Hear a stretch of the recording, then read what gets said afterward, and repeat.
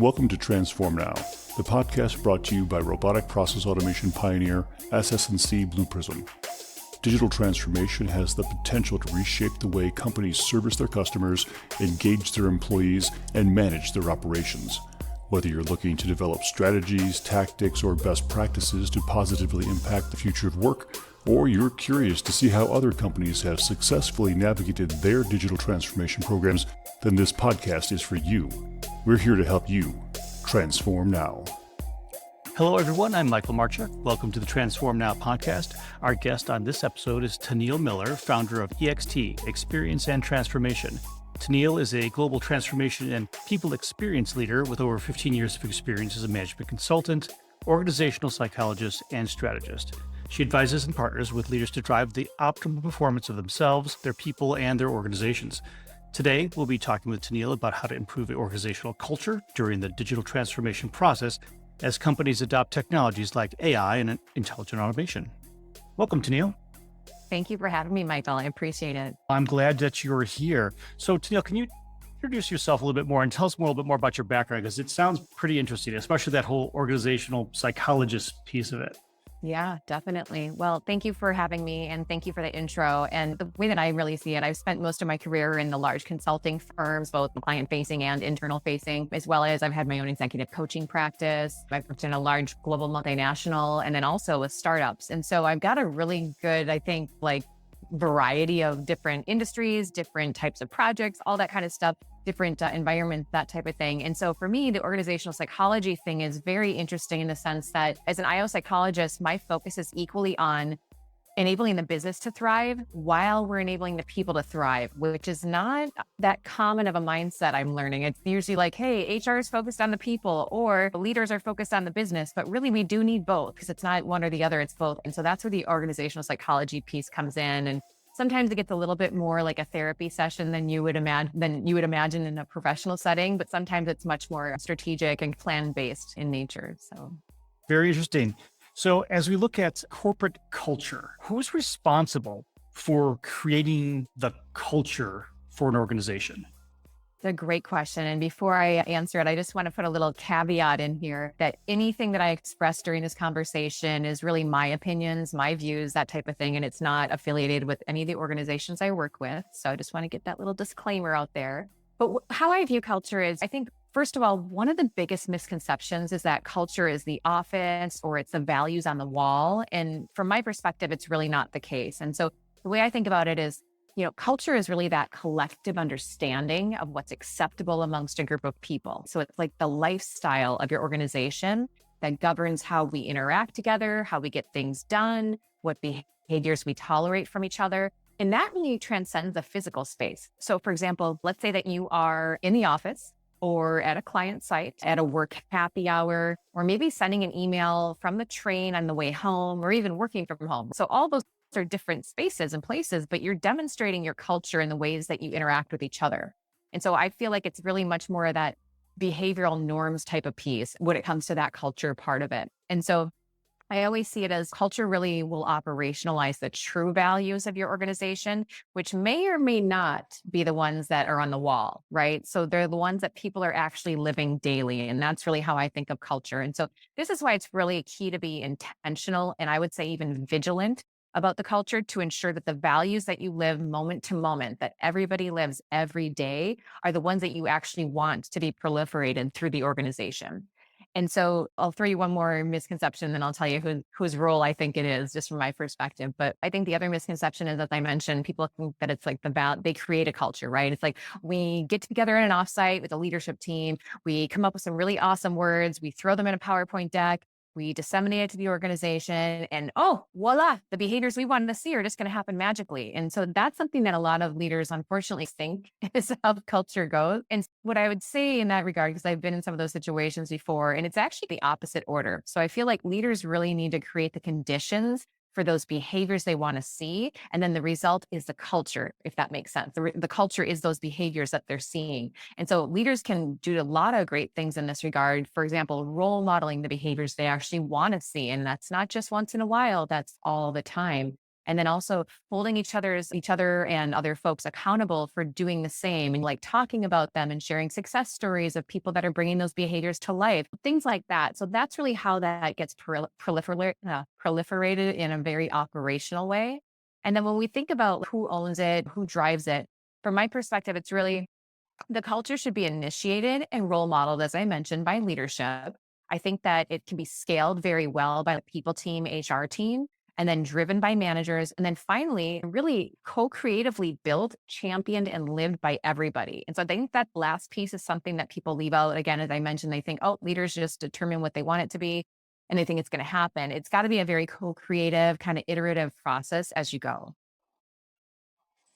That makes sense. I've seen that lived out on both ways, where we have the offsites that come back with, say, we are going to be a positive kind of culture and we're going to be doing X, Y, and Z. But as you mentioned, the way the leadership operates, it doesn't necessarily translate to what they've said they wanted. So it's interesting to see that. And I definitely would agree that employees are probably the biggest champions of the culture itself, because once they see it, it's almost like I don't say peer pressure, but a peer enforcement that this is how we do things around here, and people get used to that. For better or worse. Exactly. And on that topic of the better or worse part of it, this whole great resignation thing, and now we actually are seeing more corporate layoffs happening, has had a big impact on the psyche of the employee and sort of the background of the market in general. So if you see this potential shift in the employee base with employees coming and going and whatnot and change, how does that affect culture within an organization when you have potentially a large turnover in an organization?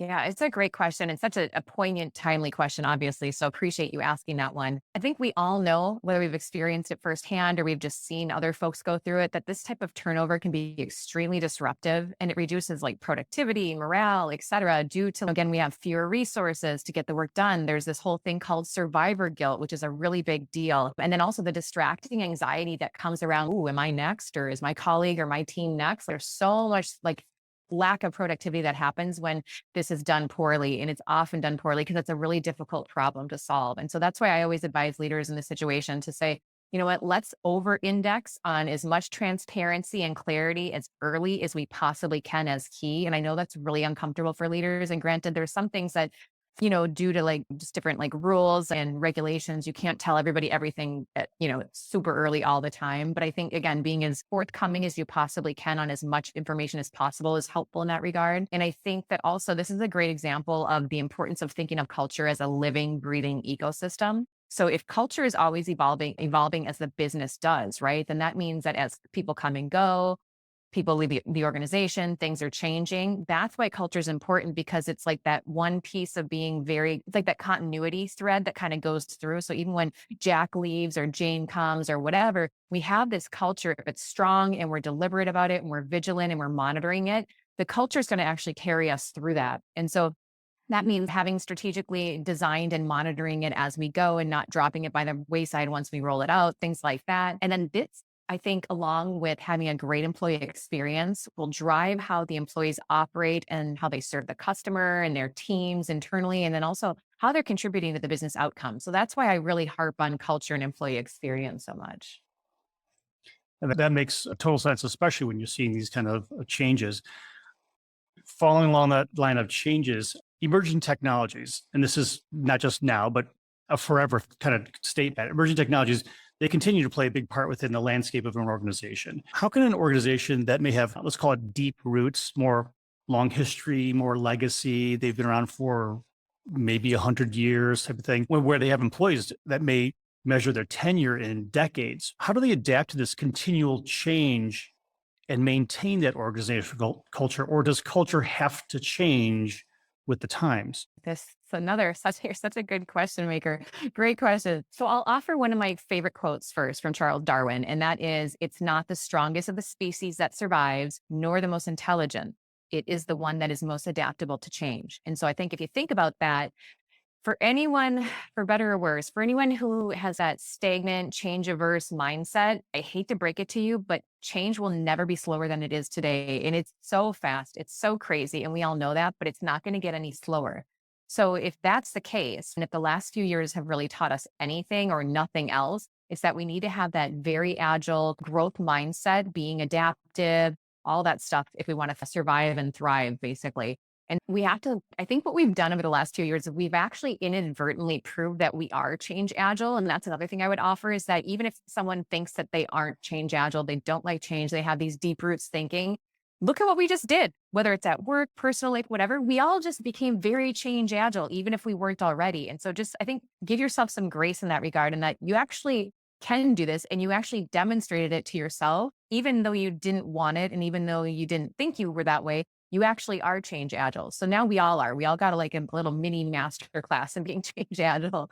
And so I think with this one, a lot of organizations are on this journey. And much of my work is in the technology implementation and digital transformation space. And so many of my clients have been these legacy large enterprises, and this deep roots piece is real. I'm totally acknowledging it. I'm not saying it's not there, and I'm not saying it's a bad thing, but again, we have to move past that and move forward. And so I think with that, what I would offer is that it really starts with leadership setting the tone. So parents and children, and again, I do this in some of my conversations. I don't mean to call employees children because they're not, but there is a similar power dynamic. Sometimes there is a similar orchestration of things. And so what I would say is if leadership is setting the tone and they're sharing the why behind these changes, right? How are they part of the business strategy? Why is it going to benefit people?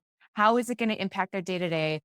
That sort of thing, really giving that context there. And then the reinforcement throughout the organization through things like culture, as I mentioned, different policies, processes, maybe technologies that are implemented, that type of thing, the ways of working, really setting that tone. And that's, again, a change manager can come in and do that. But leaders also need to leaders definitely have a big role in that piece as well, and setting the tone. And kind of what I would say is, in that regard, when the leaders lead that well, then people are much more comfortable taking a deep breath and releasing that control and saying, okay, I want to be led by you. I want to follow where you're taking us because I trust you. It seems like you've thought this through. You've got your stuff together. You've given us the information. You've got our back, that type of thing. Yeah, that makes a lot of sense. And it's funny that you say that employees are like children, because I've often in my career, when I've had a management team that we would need to ask either permission or petition for something, we go, let's go ask dad, let's go ask mom. Yeah. And I did it in a joking way, but the reality is that we all felt that way, that we could make certain decisions, but when we came to the time of actually moving forward, we would need not only the blessing, but the force behind the encouragement and the validation from our executive team to be able to move forward. And so it is kind of like having kids asking mom and dad, hey, can we do this? Is it okay to move forward? So that does make sense. So we've seen for years outsourcing has been used to augment the labor force in specific activities, which has its own impact on the organizational culture. What are your thoughts on this as we see a new labor type, a third labor source, digital workers or robots that are now interacting with both employees and customers? How do you see that affecting both internal culture, but also how the organization is perceived externally? Yes. And this is very timely again. We already saw pre-pandemic automation, digital transformation, robotics. That was already happening. Obviously, it's accelerating now for various reasons. And again, I'm going to keep harping on the culture piece. This is why the culture is so important, because I don't care if it's a person coming or going, or now I'm working with a robot. We need to have certain things in place. And again, psychologically, this comes in as a person going through change. If it feels like everything's changing and shifting and I'm out of control, I need to feel like there's at least a couple things that either I feel I have control over or things that are not changing when everything else is. And so that's why culture, that continuity piece we talked about earlier, having that stay continuous and be like the core of what you're trying to drive and see in the organization can give people a lot more comfort in making changes like this. And again, to your point, working with robots, for example. And so what I would say is to create a great environment for them to bring their best selves to work and do the best work for your organization, essentially. You want to find ways to integrate new folks and sources coming in, and not robots necessarily, but maybe ways of working with robots. But you want to find ways to integrate some of these folks that are coming in as contractors or offshore labor or whatever that might look like, that are maybe like not the full-time FTE in the organization. And I've had a lot of projects and clients like this where we do this. And so one of the things that I see happening sometimes is if you're not super deliberate about it, which unfortunately a lot of organizations aren't, then some of these contractors and other folks that are coming in feel kind of like that third-class citizen. They feel like, oh, I'm not one of those people that goes to the town hall, or I'm not. You want to bring them in. You want to bring everybody in, make sure everybody who's actually currently in the organization as a full-time employee understands the importance of bringing these great folks in, whether it's a part-time contractor thing, whatever it is. why they're coming in and how they're benefiting the organization, all the great diverse thinking and mindsets and skills they're bringing to the organization. We want to get everybody on board and be in a welcoming way versus, oh, here's just somebody over here that we talk to for 3 months and then they're off the project. And so in that regard, again, the culture is a big piece here,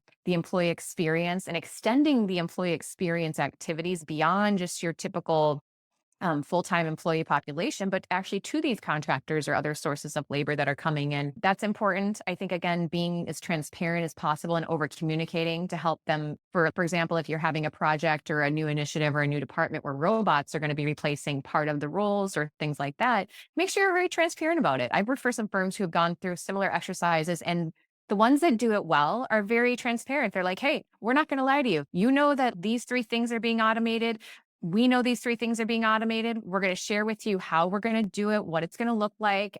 Several firms, actually, like Accenture and PwC, have done this very well over the years in the sense of, hey, this is coming. We want to get in front of it and we want to upskill you essentially. And they've offered these really robust upskilling, digital upskilling programs, all kinds of learning associated with that as well. So that people are like, oh, okay, part of my job, some of the pieces of my job are going away or being automated.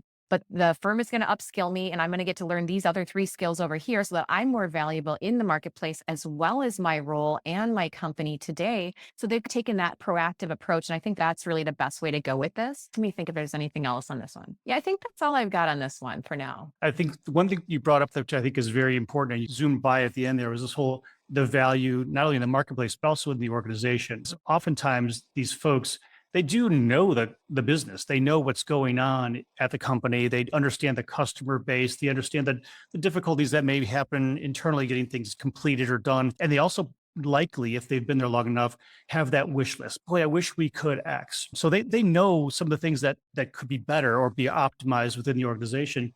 And maybe by going through an automation process, they can offload some of those things which are holding them back from actually adding that value back into the organization.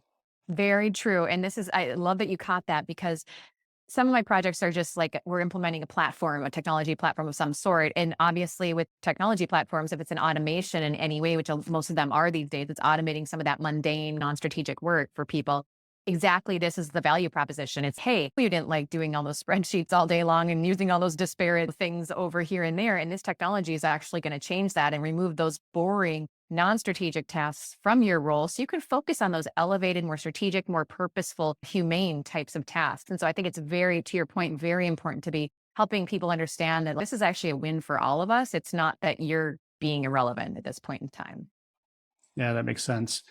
Going on what you just said, the win for all of us. ESG has been a huge buzzword of late, and a lot of it focuses around the E because we see half of California burning and we see Australia burning, and there's a lot of focus on the E. But ESG does have 3 components. The S is what I want to talk with you more about because that social component is extremely important. Where do you see the biggest benefit for corporations who are engaging in an ESG program coming from the S perspective? Yeah, that is so timely. I don't know if I told you this in our earlier chat, but I'm writing a book right now. And one of the main things, I think an entire chapter is actually kind of part of this S part. And it's the fact that one data point is millennials and Gen Z specifically. Everybody, it's a human need. We all want to be contributing. We all want to find that win-win, but especially millennials and Gen Z, it's part of their DNA.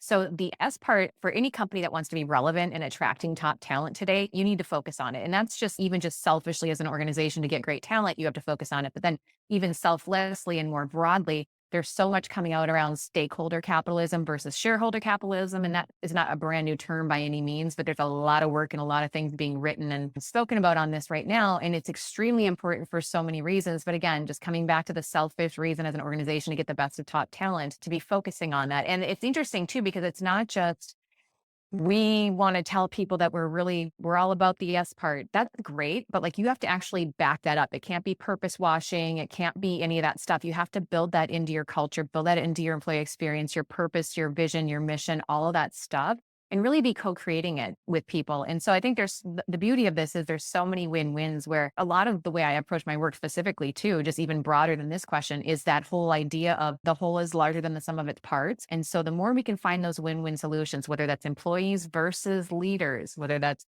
organization profits versus purpose or profits versus the employee, we need to be focusing on finding those broader win-wins as far as the organization goes.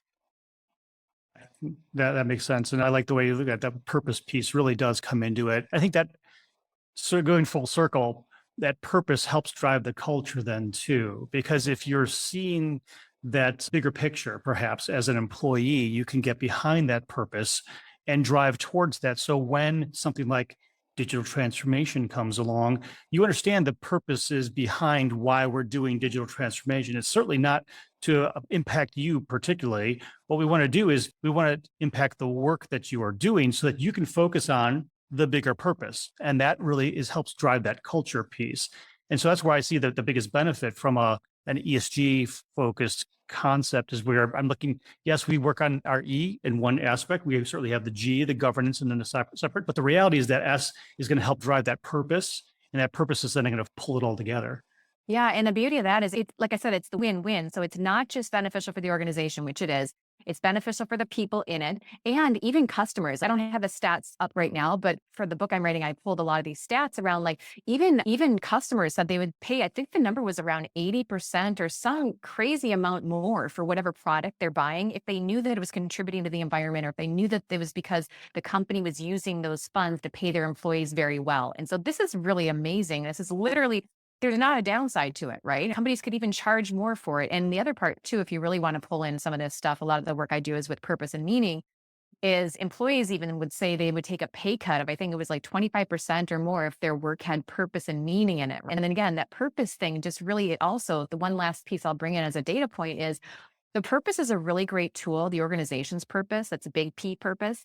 It's a really great tool to orient leaders and the organization as to what to do. It's like a true north, right? In certain tough situations. So whether it's there's the murdering of George Floyd, there's this issue or that issue, like if you have a really clear, strong purpose as an organization, it helps a leader decide, okay, do I speak out on this? Because by the way, your people expect you to speak out on social issues now, CEOs, for better or worse, they expect it. And so when you're determining which ones you speak out on and which ones you don't, what I've seen as a best practice is be very clear on what that purpose is. And the issues that have to do with that purpose, you definitely need to be speaking out on. And the other one you can pick and choose is what I've heard from a lot of folks, but essentially really got to be crystal clear on what that purpose is. And then that also helps everybody, like, not to get too deep into this, but like when you think about employees and how much they're craving meaning, purpose in general, if you have a strong organizational purpose where whether you co-created it with your people or you've designed it on your own or whatever that looks like, it helps, again, orient them like, okay, I feel like I'm doing these kind of menial day-to-day tasks, but if you can connect the dots for them and help them understand that, yeah, maybe I'm in a call center and I'm making these calls and it could seem menial, but by the way, if managers and leaders are able to connect those dots and help them understand, and I say this because I did have a very senior employee experience role in a call center based organization several years ago. What we did was we built a really strong purpose, and it was improving the world one conversation at a time. So it's poignant to their day to day, right? One conversation at a time on the phone in the call center. So every time they get a customer, if somebody was like unhappy with them or if they had a great customer, whatever it was, they could call back to that purpose. Hey, I need to ground myself, right? Because this is not about somebody yelling at me, or this is not about X, Y, or Z small little thing. I can tie this to our bigger purpose of changing lives and improving the world one conversation at a time. So I know I just rattled a lot off there, but I just think the purpose in that S part is extremely important for so many reasons in organizations. Yeah, no, I completely agree with you there. You talk about big P purpose.